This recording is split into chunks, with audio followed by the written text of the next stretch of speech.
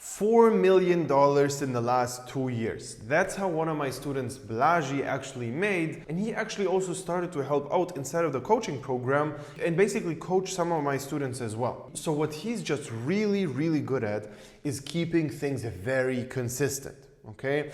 In the last 2 years, he hadn't had a month where he made less than $150,000 in one single month. All right, so over the last 2 years, there was no month less than 150K. And to be honest, this is one of my favorite interviews because we go really in depth on what it actually takes to become one of those successful dropshippers. And especially during the end of the interview, we just give an insane amount of value for everybody who's currently dropshipping.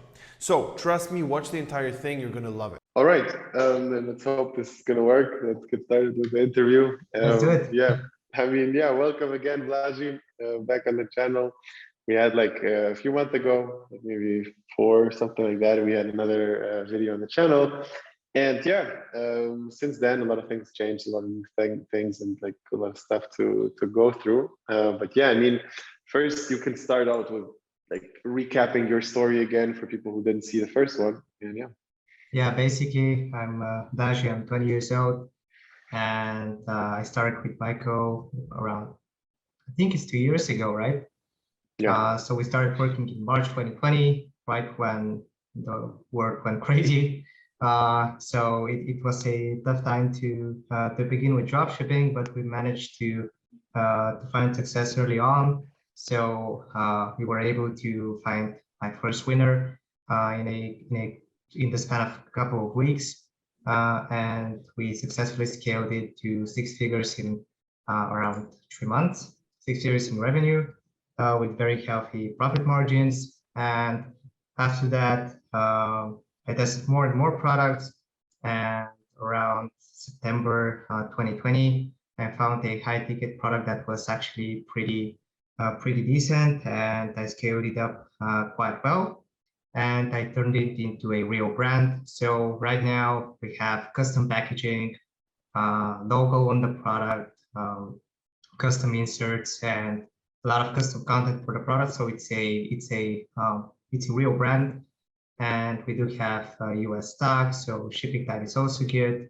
So I basically went through all the different stages of branding, and I'll be very happy to share what I learned in this journey. And basically the last time we talked, I think it was in September or October, so that was right before Q4.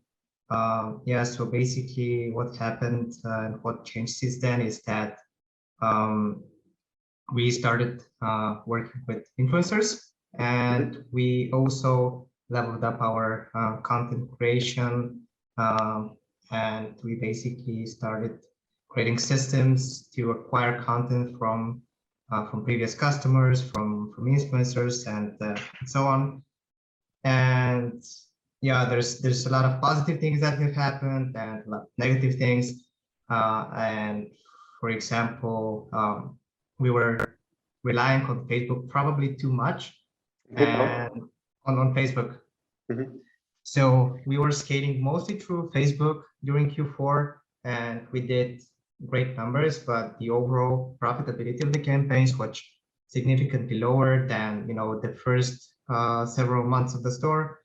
So we had to basically do a recap, and we decided to go for diverse traffic channels and started doing TikTok ads, started with affiliate marketing, sending free products to influencers and having them promote the products and create content for us. So that's the biggest takeaway since the last interview, is to not rely on only one platform, especially after a certain point. So I believe like the best way to go is to master one platform first, scale up a store well, and if the store has got potential, then expand to other platforms. Because I mean, we had to diversify, but up until this point, we basically focused all of our efforts on Facebook, and that's why it became a success. Because like a lot of people think that they should do 5 different ad platforms at the same time, which is not the case. you basically start with one, you scale up one, you master one, and then you expand to other ones. Yeah, maybe you can like screen share and walk us through the numbers, like how everything went from changing the things, etc. Yeah, basically, how do I? Can I share only a part of the screen, right? Yeah, you just click in the middle and then Avaitan, like advanced or something, and then tile the spreadsheet like part of the screen. Okay.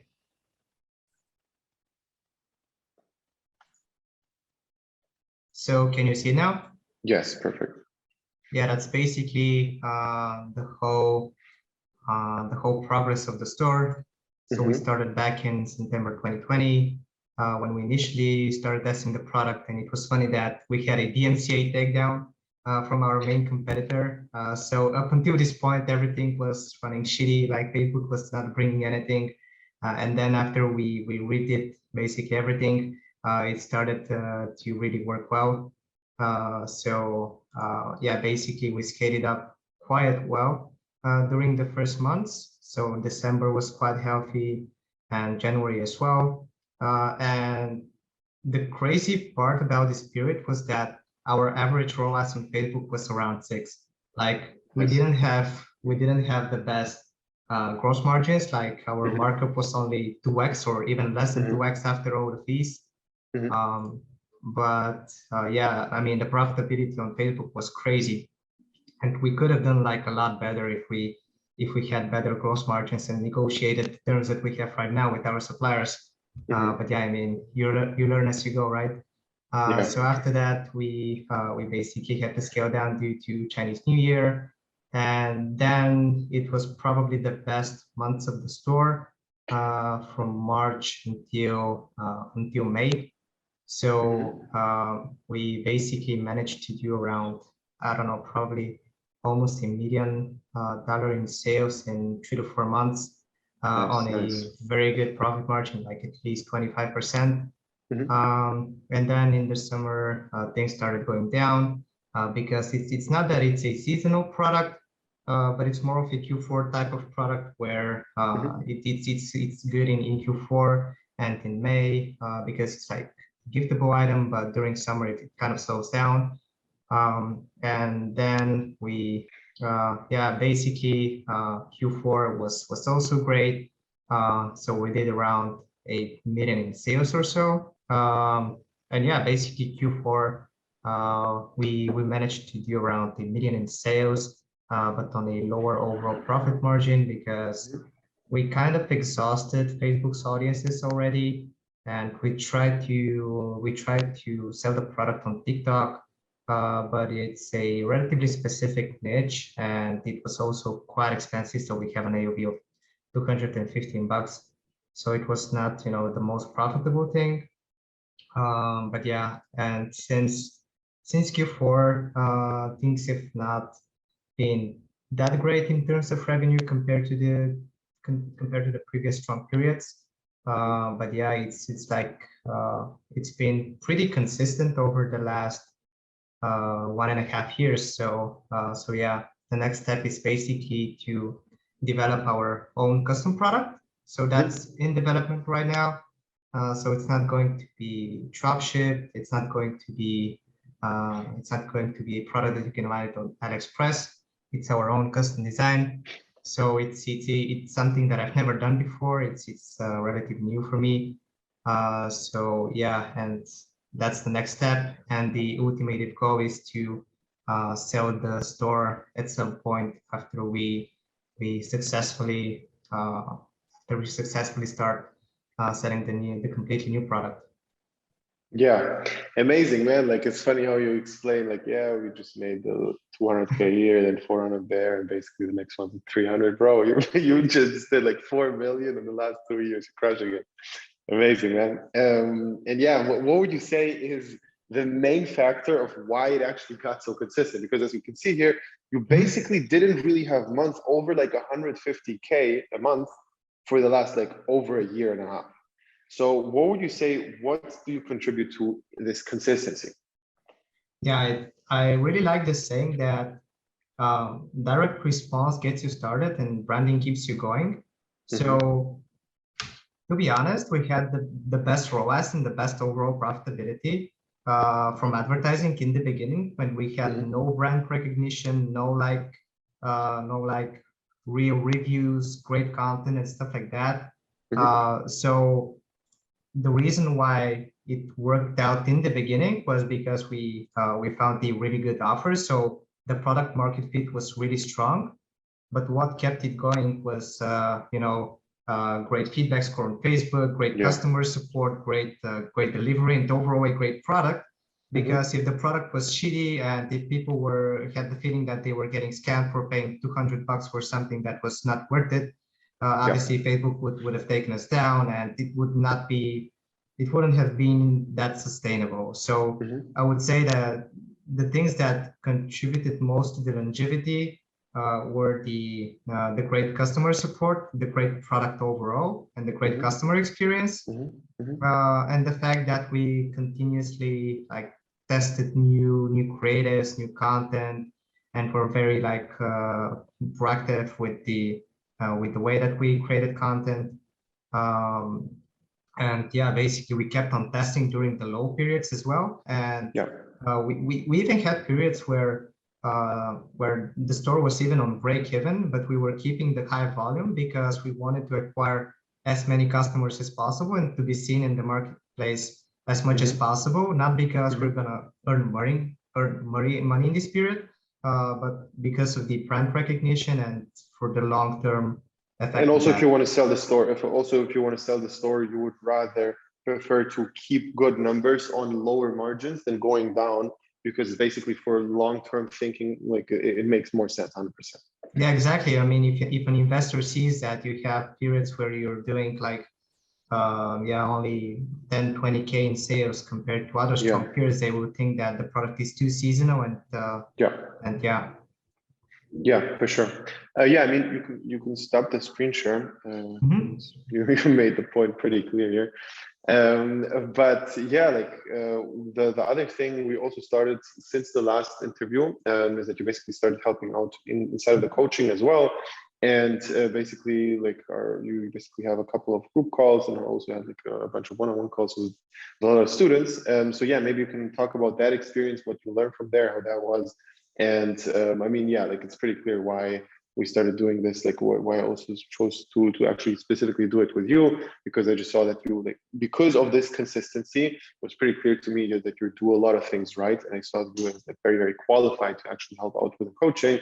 And like for the longest period of time, I was very, very cautious of giving this coaching thing to like also to another person, because I constantly had this wrong thinking of I basically need to do everything by myself because I know my shit 100%. Mhm. And I like at some point I did need to understand that there are other people who for sure know their shit as well, but I'm just very comfortable with you doing it because we also started out like we basically started out from almost the beginning, and I trust you with everything, so it's not a big deal for me. And yeah, I mean, yeah, you can talk about like your experience, how everything is inside of the coaching. Yeah, first of all, I really want to thank you for giving me this opportunity. And it's honestly been one of the best decisions I've ever made because it really helped me develop skills that I couldn't have developed otherwise.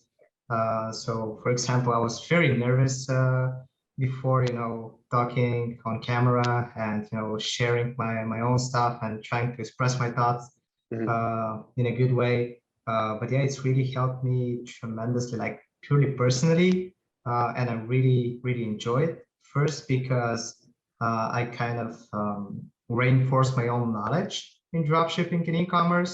Second, because I learn a lot of stuff from the students because they test a lot. They test more products on average than me. They test Yeah. more stuff, and I can really see. Okay, if I want to test one idea that I have, if I do it myself, then I only have one impression from that idea. So Mhm. that's not a lot of objective market feedback, right? But if I tell that to, let's say, 10 other students and they all test it, I can have much higher quality data about this Yeah. test. So it really takes a lot less time to see if something is working. So that's how we basically help each other and find new strategies that actually work. Mhm. And one of the coolest things is is to have a question, for example, on some of the group calls, and someone asks me a question, I honestly don't know the answer, but another student joins the conversation and shares a solution that I haven't found yet. So it's useful both for me and for the rest of the students. So yeah, I mean, it's been a great experience so far.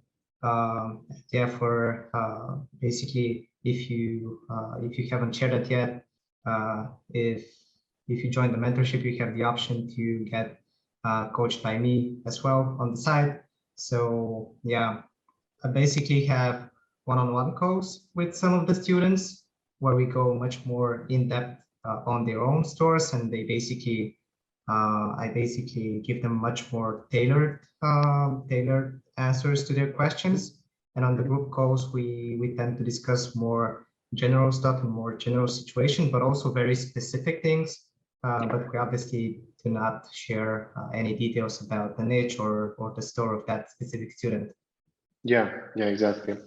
And I mean, yeah, like I've had a pretty similar experience with doing the coaching. Like it helped me out tremendously. It got the strategy to another level, and everything just got better because of the data and the kind of the combined knowledge of everybody at the same time. So it's extremely helpful to see like multiple people, either, for example, testing different specifics or different or the same product with different creatives. For example, I've seen, like, I cannot obviously, and that's also like a big question I get from a lot of people, what do you do if you have two students selling the exact same product? They obviously don't know about it, but I know that they're both selling the same product. And if one person like basically already sell the product, I cannot just forbid everybody to sell the same product, because then I would limit a lot of people from a lot of good products. And it will be kind of like almost a negative to even join the mentoring, because you're not allowed anymore to test every product. Yeah. So I cannot do that. But what I decided to do is basically stay 100% neutral. And whenever I have a person who wants to test the same product as the other one, I tell the person exactly the same thing as like the first one. So if I think the product is good, I'm going to tell them the product is good, you can test it, go ahead. But I'm not going to treat the information I have from the other person differently. And it's very interesting to see what happens when two people test the same product, but one fails and one actually makes it work.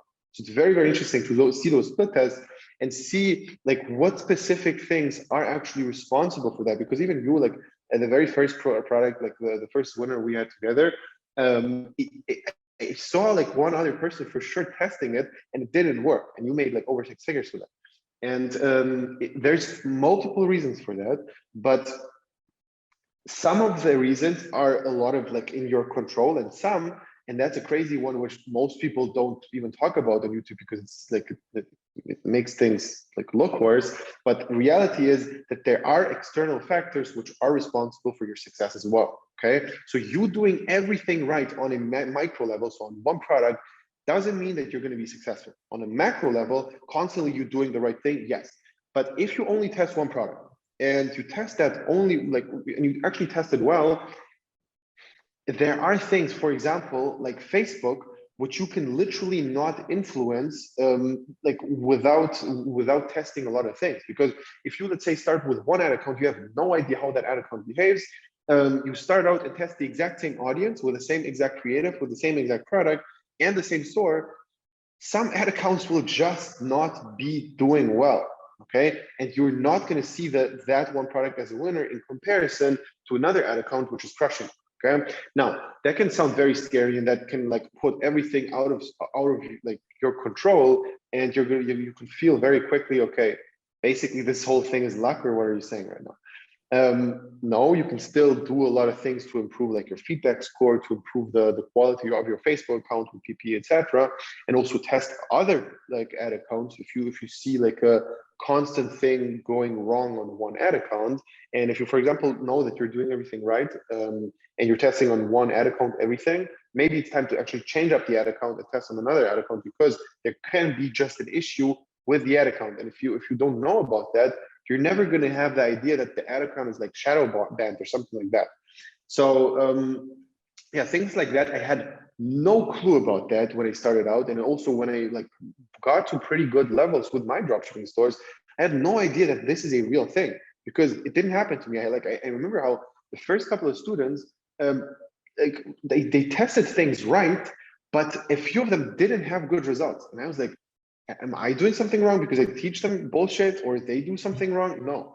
And then I just started to understand how to approach the whole thing the right way, and making sure that those external factors actually being like, number one, like you need to know about them, and number two is you can fight them and like go extra miles and like other routes to overcome them. So it's possible, but yeah, it's very important to just know about it, because you can literally do everything right without seeing success. Sound like it's terrible, but it's just reality. And it's like the best stock market experts, if there's a crash, like something can always happen. There is a chance where you do things right, but things go wrong. It's like always the case. So Yeah, that's why they say time in the market is better than time in the market, right?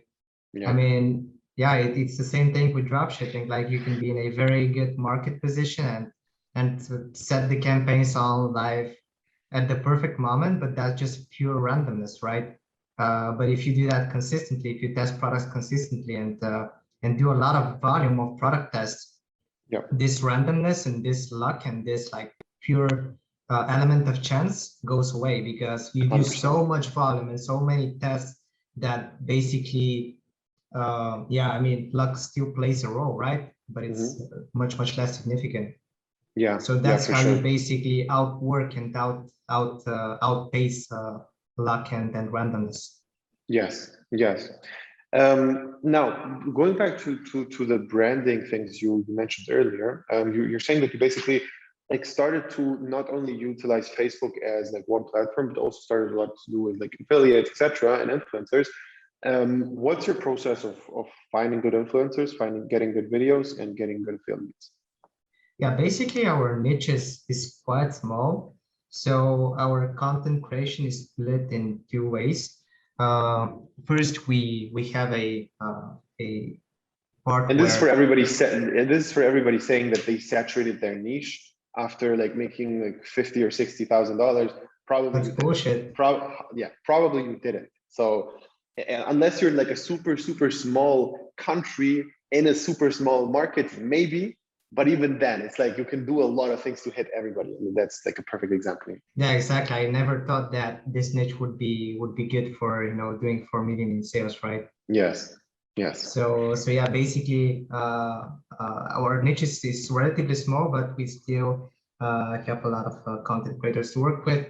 But we also work with our previous customers. So let me first explain how we work with our previous customers. We have a flow set up on Klaviyo, which is like automatic email saying that if you send a video of the product, including like a review, a product in action, and like a testimonial type of thing, you can get a free product. And that's pretty compelling for our customers because the products are quite expensive, but you can do a partial refund or a discount for future order, but it should be something relatively big, because it takes a lot of effort to film a video of the product, right? So that's why we like to incentivize people as much as possible to send us a high quality video, and that really has a big impact, because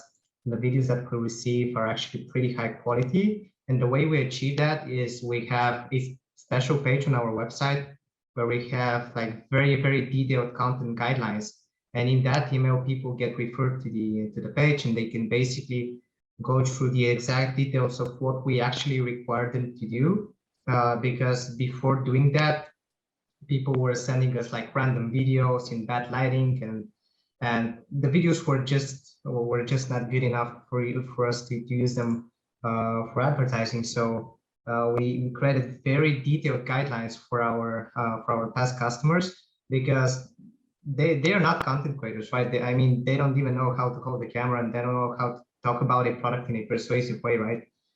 So we like to educate them as much as possible up front, so that we can maximize our efforts. And we did that with email, and we also did that with a custom insert in the box. So we basically have a custom insert, win a free product if you send us a video, and then we have a QR code leading to that content guidelines page, and that's how we basically have maximum exposure to this giveaway for this giveaway. And for the content creators, it's much easier to get high quality content because they're used to making such videos.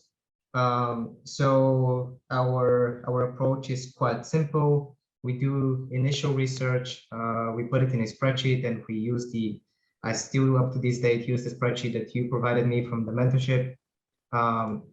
And we started reaching out to them. So our offer, so to say, was doing content on a weekly basis, on a consistent basis, in exchange of a free product.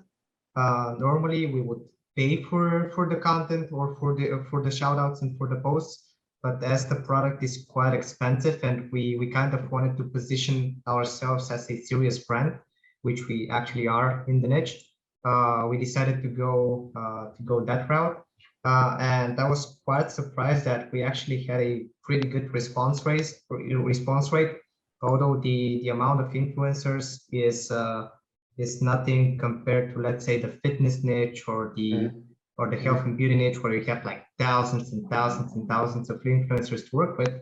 But yeah, we went on TikTok as well as Instagram. We also contacted some YouTube influencers, but we did not have a lot of success there. And yeah, our offer was pretty simple. We send you the product for free. You send us like 2 to 3 videos per week, and you also receive your special discount code for affiliates. So basically, the affiliate receives 15% from each purchase, and they also have a special discount code for their audience for, again, 15%. So we were pretty generous with the commissions that we were giving. Wait, 15% upfront and then 50% for what? Yeah, 50% is from all sales, and that goes to the content creator. And in order to get people to buy, if they use the discount code, customers also get 15%. Got it. So our cost per acquisition was around $60 in this case. Like we were cutting around $50-60 margin from doing that, but it was still much better compared to the results that we're getting on Facebook. What's your break-even point? Right now it's around 1.7 ROAS, I think. And what about the cost per purchase? It should be around 110, 120 max. So 110, and basically you get a cost and with the influencer you get a customer for $60. Yeah, I mean with the commission. Yeah, including the commission. with the discount that we get. Yeah. Yes. So after you basically have the product cost of sending this one piece out, the rest is pure profit. Yeah, exactly. So yeah, and like maybe I'm curious about the rates of how many people you texted, how many people responded, how many people actually made videos, and how many people made good videos. So let me see if I can find the spreadsheet, but basically around probably 20% responded. So again, the initial base of influencers was not that big because again, the niche is quite specific. But yeah, let's say around 20% responded. We could onboard like 15% overall, like the majority of them. And 15 out of the 20, like 15% from the 20, or almost 15% of everyone. So basically around 80% of the people that answered. And yeah, probably half of them, we sent products to all of them, and half of them kind of ghosted us. And in the end of the day, we are left with around 5-6 influencers that actually do great content. So right now we're working with in total with around 10 people probably, but they do have very high quality content, very engaging content, and I can I can show you some examples after the interview. But yeah, they basically create very engaging videos that we can use not only for ads but also for the website, for social media pages, for TikTok organic. And that's a great thing when working with influencers. It's much easier to work with them because they actually know what they have to do. You just tell them that's our product, and be creative. Like, make sure to mention those things because these are our USPs. And yeah, it's very seamless and very straightforward to work with them. So yeah. Just a quick disclaimer for everybody watching who's confused about those numbers. In other niches, which are like less specific, you're going to have lower response rate, lower onboarding. Like the rates of people getting started with you are normally a bit lower than what you just described. But it's because like it's basically the trade-off of hundreds of people. Like if you're in fitness influencers, you're not the only person who's going to reach out to them. You know, like there's going to be a shit ton of brands we're going to reach out, and you have this like disadvantage and also advantage by basically having the smaller niche where there's less competition with crazy offers, because you the offers get pumped up in the fitness niche. For like a proper shout out, it's tougher to get a deal where you don't even pay them.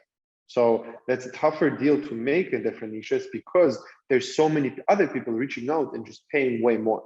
So yeah, that's a big difference here to consider. In this situation, I would suggest going for micro influencers. Yeah, I agree. Yeah, because they don't have that big of a following, and also like local people can do a great job for that. If you can find local influencers, you can do that by searching on Instagram for like local like popular places. And exactly. Yeah, for example, I have this tip. For, let's say, if you're looking for someone in the baby niche, or you're looking for a parent, you can find a great like content creator just by searching for a specific place that those people would go to, let's say Disneyland or something. And yeah, you see the top posts, you see the top influencers. So yeah, that's also a great way to find them. Exactly. The same thing goes for, like, for example, if you're in the beauty niche, literally go to a city, like a big city, to the clubs in that city, just go through all the followers of that popular club. You're going to find hot girls who have big influencers, like who have big Instagrams, or even not big Instagrams, but it's still not a big deal because you get good content. And if you're in the beauty niche, that's exactly what you need. Like it's exactly that. So it's getting creative with finding the way of reaching out to them. And also micro influencers are just so much more easy to get a hold of. However, there's this big thing going on right now that more and more bots are reaching out to people on Instagram, and that's why the response rates tend to go down a little bit. Just because it's easier to get into the spam folder next to like 8 other bots, which basically don't offer anything. So the golden rule here is just to, in the first message, immediately offer value. So that's the key here.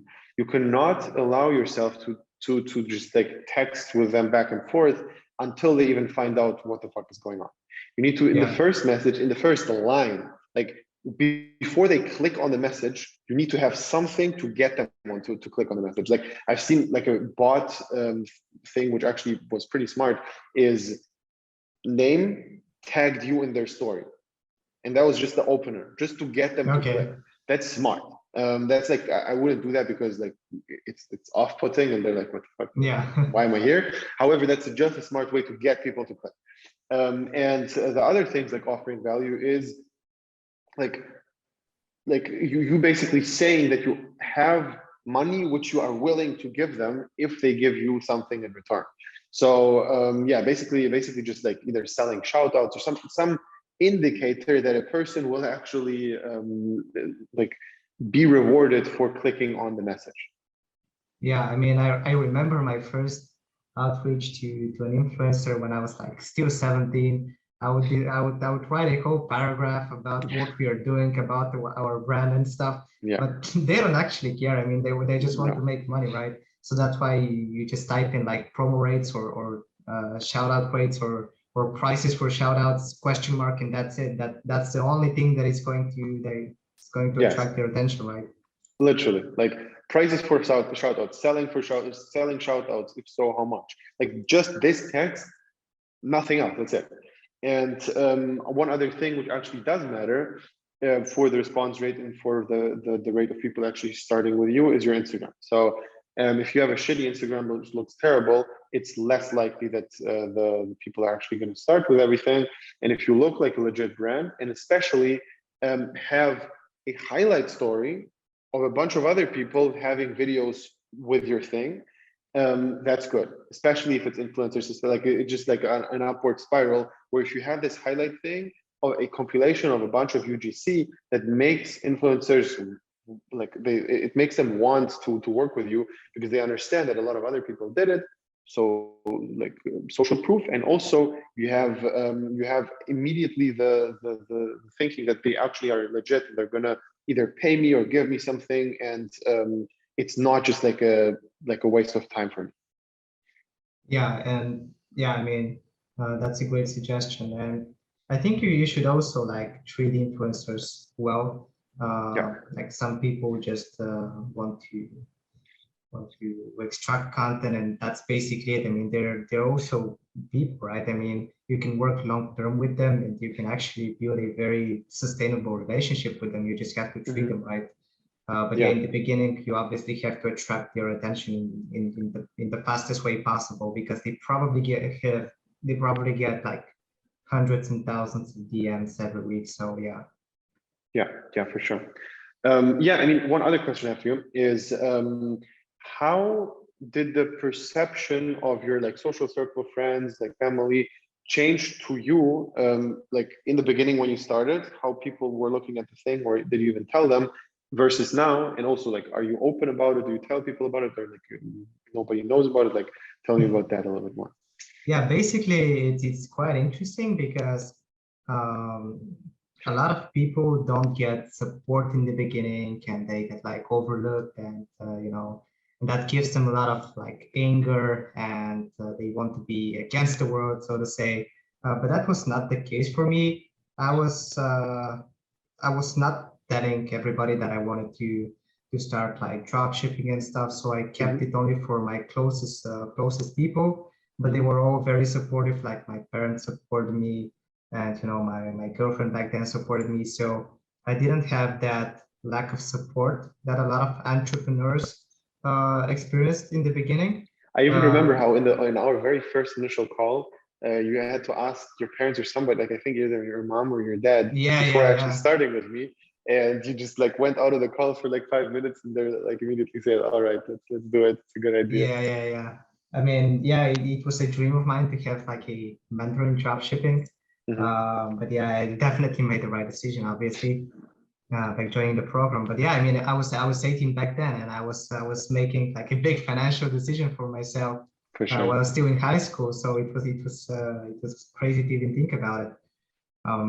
But yeah, like over time, I basically started sharing more about the stuff that I do. And for example, like all of my close friends know what I'm selling, know my brand, know the product. They find it cool. They really like even enjoy using the product, because it's a cool product.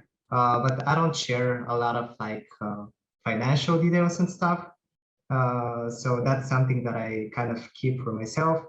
I think some people kind of not they don't laugh at it, but they probably don't take it that seriously. Mainly because of the product. So you can basically get what I mean. But yeah, I really like the feeling of being a underdog. Not everyone knowing about the details of what you're doing, and if you're doing a lot of money or not. And I also don't like to have like crazy expensive clothing. I basically live almost the same life as I did in the beginning. It's just that I have a lot of more mental freedom, and like I live a much higher quality life overall. But yeah, I feel much happier when I'm not showing this to everybody, but only to my closest people. I agree 100%, 100,000%. Like like every single, like it's nothing, there's nothing wrong with like flexing and being like over the top and going crazy with stuff, but for me it's also not the way to go. And I physically cringe when I see, like, when I imagine me doing that to people who didn't ask, you know. That's the main, like, that's the main problem with you flexing before a person asks. And like, even if a person asks about specific numbers, you don't have to like reveal everything if you don't feel comfortable with it. And you don't, like, there's no point in you going over the top crazy to just prove to everybody that you're crushing. Okay, that's not the point. And I mean, if it is, that then fair enough. Like if that is actually like your point, the fuck you basically to everybody, and Yeah. I told you from the beginning, that's fine. I don't have a problem with that. But it's just, yeah, it's just how you went from the start. Like, did you expect to go about it like this, or did you expect something else? Yeah, probably yes, Yeah, because I've always felt that showing off and flexing was a sign of insecurity, not a sign of yeah, success. And I yeah, think like the more successful people become, the less they flex, because they actually doing stuff to impress somebody is a waste of time and energy, right? I yeah. mean, I don't want to do stuff and achieve like success in order to impress other people. I want to do it uh, to impress me, or just for the sake of doing it. Like that's one thing that recently changed for me, is that I basically went from being obsessed with the outcome of one thing, and not necessarily for impressing other people, but for impressing me and like achieving the next big milestone and stuff. But I enjoy work and enjoy life overall when I'm much more process oriented. So that's one thing that I taught Amir, one of the students, to get hyped from doing the thing, not from achieving the thing. Mhm. And that also gives you a lot more mental freedom, and peace of mind whenever things are not doing great, because as long as you're doing everything in your control to have the best possible outcome, even if the outcome is not the best, you know that it's due to external factors that you don't have any control over, and not because of your own actions. Because with dropshipping, it's like sometimes you do a lot of work, but things don't work out at all. Like you don't do any profits. Like nothing seems to work out, and you have other moments when you basically don't have to do any work at all. Like campaigns are running perfectly, and you're scaling like crazy, and you basically don't have to work at all during this time. So yeah, I kind of reversed that thing, and like my main KPI for success is the tests that I do, the more activities that I do that I have control over, and not that much, the outcomes that I have. Okay, you can be scaling to 5K days right now, but that doesn't mean that you have to stop doing the thing. You have to continue doing the thing, because the activities is the important thing, not the outcome, because the outcome 100%. is oftentimes just pure luck. The outcome is pure luck on, like, again, on this micro level, yes. Yeah, And yeah, of course. that's exactly, like, it's very interesting that you said it, because like a few weeks ago I had this call with like a couple of students of mine, and it's like, what, like three guys, they're like 18 years old or something, and it's like they basically are starting the whole process right now, and they do everything in the European market. So the testing strategy, if you actually sell to the EU, is a bit different, and I would prefer testing like more products than more quality products, which is what I would prefer in the US. But anyways, basically they do EU testing, and they constantly start in the first weeks. They constantly ask me, all right, what's the goal here to make this week? How much money will we make this week? And what's the goal here? And for next week, and for the next month, and for 3 months, and for 6 months. And I was like, guys, listen, you're looking at it the wrong way, because you making the money is everything. That's the 100% of the pie. You guys are only responsible for a part of this pie. Okay, it's not everything that you can control. So only make your goals attainable in a way where you can actually control 100% of it. That's the thing you need to do. Like, the goals have to be things which you can like process 100%. So how many products do we test? Is that a controllable thing? Probably in most cases, but even then, let's imagine you have a Facebook blog or a PayPal hold for this week. So that means that you cannot test anything this week, so you have to test it next week, and it's not expected, and you expected to test it right now, and it didn't work out. So that is not a goal which is 100% in your control. What is 100% in your control is, we're going to prepare X amount of products this week to be one click away of launching. That's very attainable. And even then, it's like not the 1,000% like you can get to the hospital. So obviously something will always happen, but like generally like speaking, it's way more easy to actually have those type of goals, and then you're going to see the numbers. That's like the good numbers are unavoidable if you're doing the right thing constantly. Okay, so that's probably the main problem in the dropshipping community, I would say. Like, the main problem in the dropshipping community is people looking at numbers and wanting to do it as soon as possible, like just make money off the bat. And even though everybody understands that there's no quick, like, get rich quick thing, in their heart, deep down, they kind of believe it still will work out.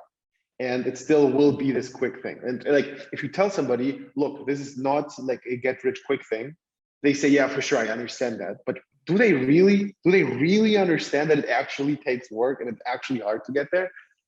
In a lot of cases, no. So yeah, that's just something which you said perfectly right now, which is delayed gratification. Basically, you doing all the work right now and you make no fucking money. That's like, you make zero. And then later on, you make nothing in terms of like you putting in work, and you make a lot of money. And it's just because you put in the work earlier, and that's why you're there right now. And then you also have the option again, do I keep doing things or do I chill? Because if you have the goal of making money, you don't need to do anything anymore. Like, you right now, the making money for right now is not connected to your tasks right now. So that means that you will do less right now. And if you do less, you're going to do less money later on, because the delayed gratification will also hit later on again. And yeah, that's just something which is pretty tough to understand, like, actively, because every time you hear this, it makes sense, but actually doing a lot of things while you're doing great is tough. So yeah, and it's even crazy that people still believe that they can become millionaires in like 1 to 2 months, but they're actually much more willing to study, let's say, 4 years to get a bachelor's degree, or 18 years in school, you know. And they have no problem with spending that much time and effort in this, but they have a problem when after 60 days they haven't become millionaires yet, right? Yes, and that's a big thing. That's like a very, very big problem, which a lot of people have. And in the end of the day, like, you just need to have clear expectations, and the expectations need to be, I want to make money with this for sure, no matter what. I really want to do this, and I understand that it's going to take time, it's going to require work, it's not going to be easy, I'm going to face a bunch of problems, I'm going to be super frustrated, I will want to quit at like a lot of points. And most of the people who are doing really good numbers right now had a point where they were almost about to quit. Like, I don't know if it happened to you or not, but I know for a fact there's a lot of people who, like, yeah, maybe you can talk about it. Yeah, I mean, 100%. Like, at some point, I was really considering if that thing was for me at all. But it's only in those moments where you basically trust the process and then continue doing the thing. And one thing that really kept me going is knowing that it's all about skills. It's all about getting better at the thing itself, and doing it over and over and over again will eventually lead to you getting better, and you know, your success rate of product tested going higher, and you know, be able to scale up higher. And it's like you just have to trust the process. You really have to have the clear expectations. Okay, if I'm serious about it, it doesn't really matter how long it's going to take, as long as I'm doing things better and better and better, and I'm getting better at the core skills needed, I will eventually succeed. And the success is not actually making a lot of money. The success is actually getting better at the thing which will make you a lot of money, right? Yes. And this only works, and like I hope you guys like who are watching right now, you see this. This only works if the goals are not to just flex a shit ton of money. Because if that is the goal, that kind of is the problem immediately. Because then exactly what you just described becomes irrelevant. The skill is not the main goal. The money is. And if the money is the main goal in terms of as quick as possible, then it's not going to work. And that's exactly that. Yeah, and it's for sure achievable. I mean, it can still happen. And that was kind of the case for me, because I didn't have to test that many products before, finding a winner. But the moment you make a lot of money and money was the goal for you, you just become so complacent and so comfortable and so unwilling to put in any additional effort that 1 month later you're back to zero and you're wondering why your business is not growing. And and I mean, for you also, you had this like, I see this a lot, this like 6 figures crash. Like you make 6 figures and then you crash. And that happened to me, it happened to you, it happened to a lot of other people. And then the question is, are you actually able to get there again?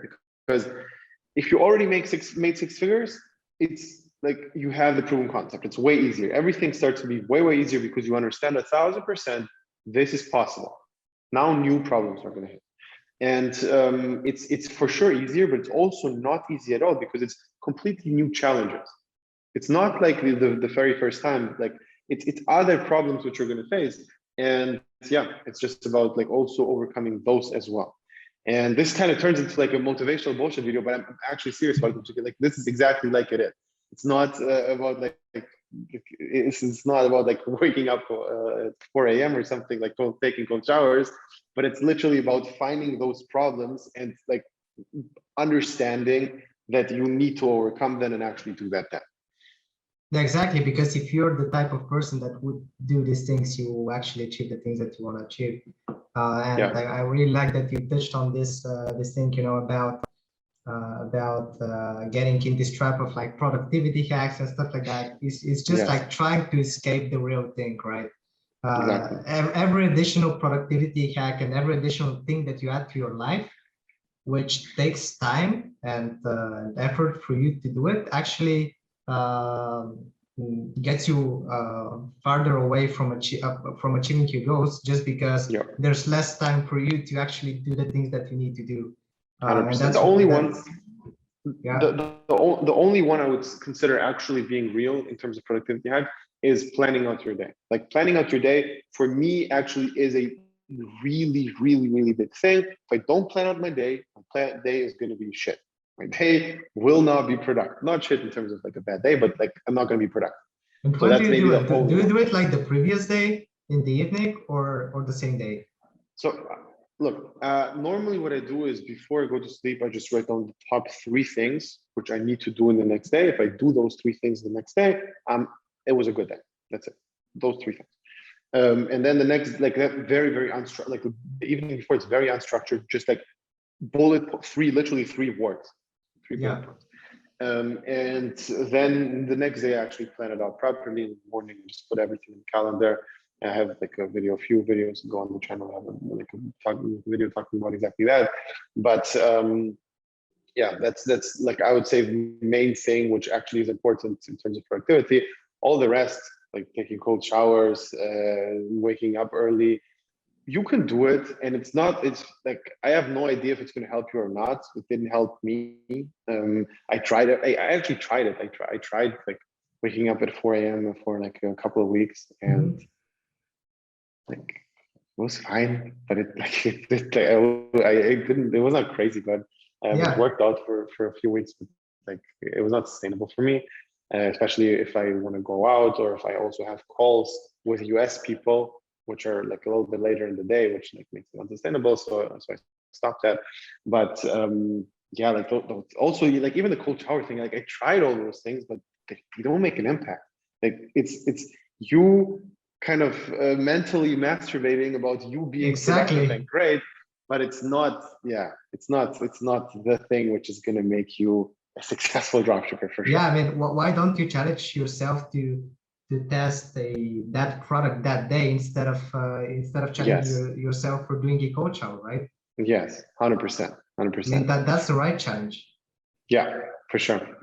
I mean, yeah, but yeah, like talking about that, how do you structure your day? Yeah, basically, I got rid of almost all like very specific routines. I wake up early and I sometimes do the cold showers, but again, just because I see benefit from it. Like I removed all the things that basically gave me no additional benefit, and I removed a lot of things from my life. And I basically think that there's more things that you have to remove rather than you have to add. And since removing all those things, for example, scrolling on Instagram and stuff, I reduced my screen time. That is one of the biggest changes that I've done, and it's really given me a lot of mental clarity, and the time kind of goes differently. I have a lot more time and a lot better focus, better concentration since since I reduced my screen time. So these are the biggest things that I did. I reduced my screen time. I also plan my day either early in the morning or the night before that, because I think it kind of gives you some kind of momentum. And the moment you wake up, you already know what you have to do. And if you don't have like a 10-step morning routine, you can just grab a coffee, go for a walk, or go straight to your computer and do the thing that you actually have to do. Like you don't have to do that 10-step routine in order to do great work. And because like a lot of people tell themselves, oh, if I don't have my morning routine, the rest of the day is shitty. That's not the case. I mean, you can still have a very productive day, even if your day did not begin in the best way possible. So that's my mentality right now. Okay, like I don't need the perfect conditions. I just need to sleep and wake up, and I can do well that day without having anything additional.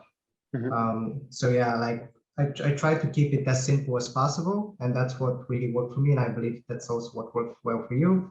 But everyone has to find their own sweet spot, for waking time, for like when to train, and when to go to the gym. So I used to go to the gym at like 6 a.m. in the morning, and I was doing that for quite a long time. But I realized that over time I became so unproductive and so unenergetic as a result of that, because I was waking so early. I was getting physically tired first thing in the morning, and like at 10 a.m. when most people have not yet woken up, I'm already tired and I want to sleep. So it was counterproductive, although I was doing something that a lot of gurus say that it's very productive, right? So I tend to do just the most important thing for the day first, and then the rest of my priorities are scheduled accordingly. So if your main priority for you is to get better in the gym, then go for the gym first thing in the morning. But if your main priority is growing your business, then do that thing first and then go for the rest. And you cannot really prioritize 5 different things at the same time. It's actually like the word is actually singular and started as a singular only. So there's only one thing that can be priority. There's not like 5 things that can be equally as important at the same time.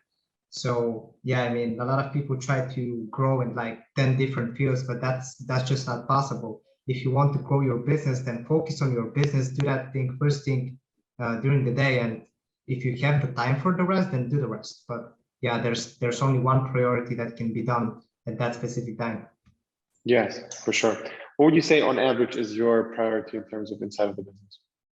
Priorities inside of the business have always been content creation. So yeah, I mean, for e-commerce, especially for for social media advertising, it's just making sure that you're pumping out content as much as possible. So I think of my like e-commerce business more as a media company instead of a online store, because like the more media and the more content you produce, the better results you can have from advertising and from branding, or basically from everything.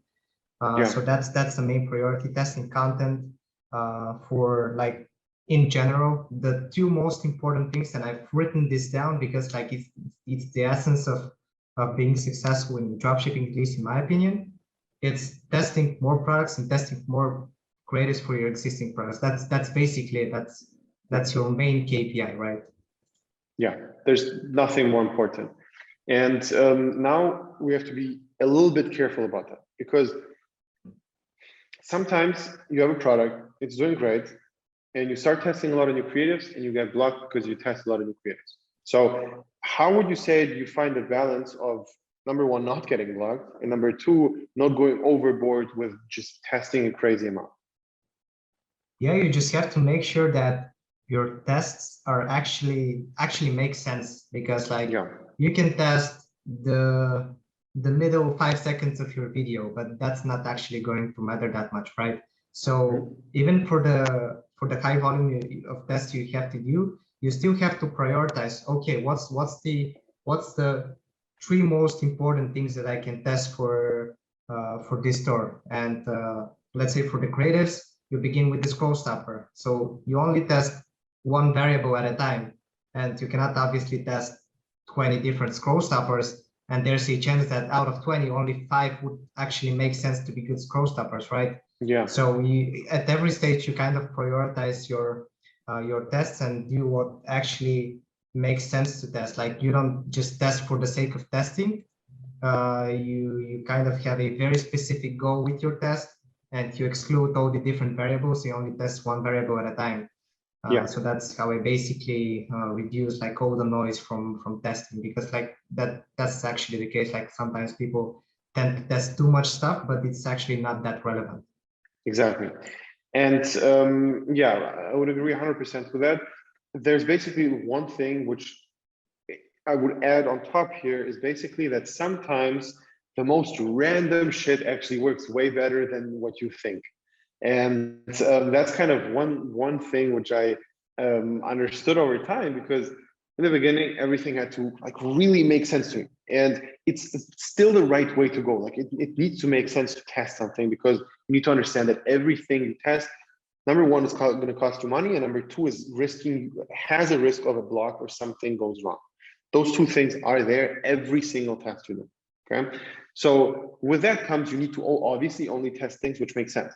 And then if you, after testing all the things which make sense, you can start sprinkling in things which are like a little bit more random, but still make sure that everything is compliant. And then sometimes the most random things actually do way, way better than what you would expect. So, yeah, like that's still one component which is there. But I would always in the beginning rely on common sense. I would stick to the strategy and do exactly what it requires. And then sometimes all of a sudden something hits, like some piece of content hits for a reason which you never thought of. Like, for example, I've seen really interesting things in the beauty niche where videos, it's tough to phrase it without sounding like an asshole, but basically videos of people who were like less attractive worked extremely well because of this kind of before after effect potential. So like stuff like that, it makes sense now when I think about it, but you have to reverse engineer things, because the default is you need to go for the best look immediately, and that's kind of what you're searching for. And then you learn something new from having a random hit. So you always have to, when you have this random hit, include it into the system and try it a bunch of times again with similar things. And it's like this game, I have no idea how it's called in English, but basically it's like this game where you put like a pen or something above. It's basically, it's tough to explain, but basically where you have like a blindfold and you like beats like on a pan, so you under like so the person with a blindfold has to find it. It's like just searching for it and like tapping in the dark. Maybe it's here, maybe it's there, maybe it's there, and you kind of tap in the dark and just find something, and then you capitalize on that. You find this one thing, and then you test a bunch of things which are similar to that, and you try to understand why this worked. Like, is it the person making the video? Is the person just glowing or has like a really cool vibe or like a cool style or a cool background? What is it? And then you try to split test in there a bunch of things, and you're doing a really good job with doing that, because you have the same exact person sending you weekly content. And that allows you to get extreme varieties without split testing too many things at the same time, because it's the same person doing it. So that doesn't change. And you can basically give him guidelines on what he needs to actually test now. So yeah, and that's one thing that is particularly important, to repeat successful things that you did and successful patterns that you recognized, because like people can test like 5 influencers and they see success from, let's say, 2 of them, but they'll continue working with the rest 3, or start searching for more, instead of extracting more content from these 2 that actually worked well. So the moment you find that golden opportunity from experimenting in the beginning, you have to capitalize on it, as you mentioned, and also to test different variations of it, and like repeat the successful pattern and try to recognize and try to reverse engineer and break down why that was his success to begin with, and like expand more in this direction. So yeah, I mean that also applies for for dropshipping strategies, I guess, because like people, and especially entrepreneurs, want to try from everything. That was also the case for me. Like they see success on Facebook and they say, oh, now right now I wanna become successful on TikTok, on like on YouTube, or YouTube ads or Google ads or whatever. Where in reality you have to reinforce your knowledge and master one thing first, and repeat the successful activity over and over and over again, because that's how you basically create a sustainable business, not go like in 5 different directions, and at the end of the day you can be left with nothing. Yes, for sure. So what would you say is for you the kind of the main goal for, let's say, the next 5 years? Where do you either see yourself, do you even plan that big, or do you just are in the moment? Like, how do you go about that? Yeah, I've actually really enjoy consulting people and like talking to people, and that's why I was blessed with the opportunity to help you with the coaching. But my plan, just business wise, is to have a portfolio of e-commerce brands, and I will have my core brands. Basically, my idea is to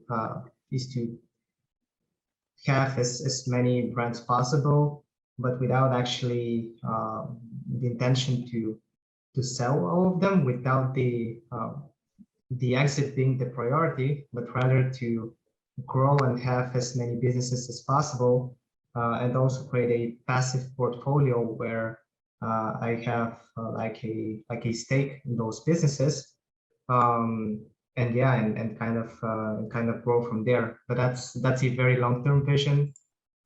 So yeah, I mean for the next year it would be to just double down on e-commerce, and yeah, and expand more, especially in TikTok ads. So that's roughly my idea for the next year or so. Cool. Yeah, amazing. And maybe one last question I have here is like, what would you tell a person who is already testing things but nothing is working, or if they test something it's very, very inconsistent, and you have a person who like does the right things in terms of, okay, they test things and actually try, but things just seem to not work out, and if they do, it's very inconsistent. What would you like say is the main advice here? Yeah, to trust the process, and as we already discussed, to kind of disattach yourself emotionally from the outcome in the beginning, and focus more on the activities and getting better at the core skills. And over time, with the more volume of tests that you do, the random luck and chance will actually have much less of an effect. So just focus on getting better at the thing, picking better products and creating better ads. That's the core essence of it. And yeah, and doing this over and over and over again until you get so good that you basically there's no reason for you to not see a successful test at some point in the future. But you just have to trust the process. And one advice that I would give to the people that join the mentorship, like if you join a mentorship, you're paying for years and years of experience of somebody who's done a lot of tests for you. So don't think that you're so smart that you have to question everything. Don't question anything. Implement the stuff, analyze the results that you get, and then try to understand why it works that way. Because a lot of things don't make any logical sense at the beginning, but after you test them, after you get that feedback from the market, after you see that okay, that actually works, you can then see why it actually works. But up until this point, don't question, don't try to understand everything, because first, it's impossible to understand everything, and second, it will just slow you down in the process, and yeah, and it will become much more overwhelming for you overall. Yeah. I mean, you can clearly tell after you started the coaching as well, that was probably the best answer I ever received to this question. I asked this everybody in the interview, but it's exactly what you just said. I could just not agree more, because it's I mean, I'm telling it because I used to have the same mentality, right? I would question everything. I would question why we're doing this thing that way. Doesn't it make sense to do it otherwise? But I actually did not know shit, right? I mean, I was basically a newbie, and I basically did not know anything. And having that mentality that you basically don't know anything will give you a lot more advantage, because that way you're open-minded and you can actually learn instead of thinking that you know basic everything just because you watched some videos before. Yes, 100%. All right, man, let's wrap it up. Really appreciate it that you were on, and we'll do another one in half a year or so again, and see another update. For everybody watching, if you actually enjoyed the video, leave a like, subscribe to the channel. Also, if you also want to get involved in the mentoring program, click the link below, sign up for a free consultation session. We have a one-on-one call, you and me, and we're going to find out if everything is a good fit. And if yes, we're going to start working together. Basically, we're going to have a bunch of one-on-one calls, group calls, WhatsApp supports. It's going to be a lot of cool videos, which you're going to get access to, and just the whole package of you getting from where the fuck you are right now to the goal which you have in mind in terms of e-commerce, if you execute things properly. Okay, that's the big if. However, if you do that, you should be able to actually get to the numbers you actually want to.